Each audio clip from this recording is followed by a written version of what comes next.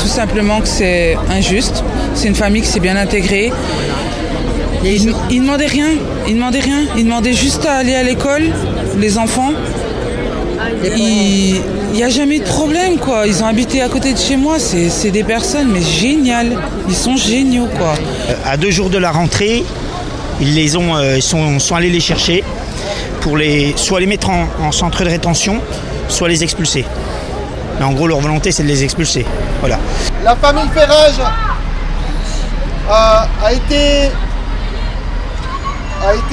expulsée il y a maintenant 3 jours. La maman a fait un malaise pendant ça. Je résume. La maman a fait un malaise au moment où les policiers où la PAF est venue.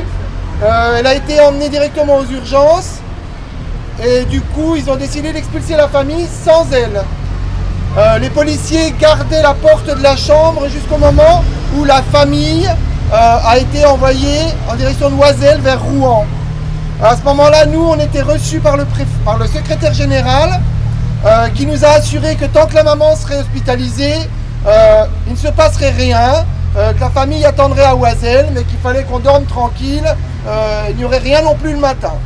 Voilà. Je crois que c'est à 6h du matin, ils les ont réveillés, ils les ont mis dans un avion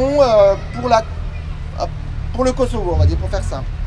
Donc du coup, il nous a clairement menti parce qu'il savait, quand il nous a dit qu'il n'y aurait rien, il savait déjà que l'avion était prévu et qu'il n'y aurait rien qui change.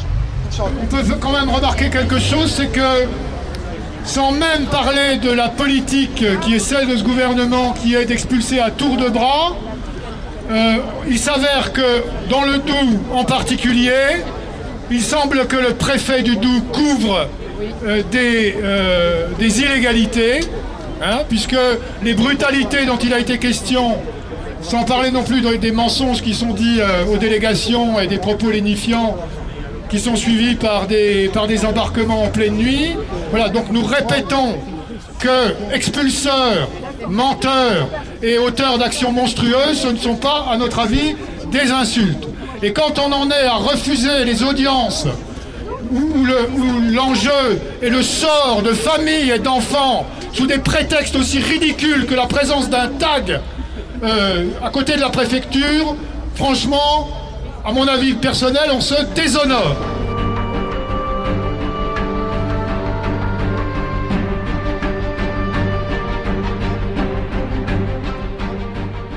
Je suis en grève de la faim, ainsi qu'un camarade, depuis quelques jours, pour protester contre les agissements de la préfecture, entre autres, le sort qui est fait aux personnes sans papier.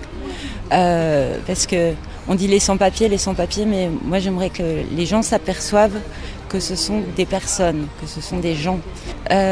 C'est facile de tenir tout ça à distance, de dire oui, c'est des sans-papiers, et d'oublier que ce sont des gens. Mais moi j'ai rencontré des personnes de la famille Ferrage, et la fille aînée, Linita, m'a dit la veille de leur arrestation à quel point ça pouvait être dur de retourner chaque soir à Saint-Jacques, au centre d'hébergement et de flicage, pourrait-on dire. Ce ne sont pas les seuls. Il y a à Besançon, il y a beaucoup de gens qui sont dans des situations similaires, qui peuvent être expulsés à tout moment. C'est-à-dire, tu es avec tes copines, tu te promènes et tout, puis tu leur dis bon à demain, à demain si je suis là, demain.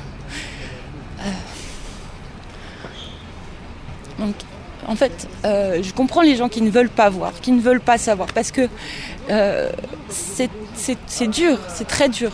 Et encore, pour nous, il s'agit juste d'en être conscient, c'est pas nous qui le vivons.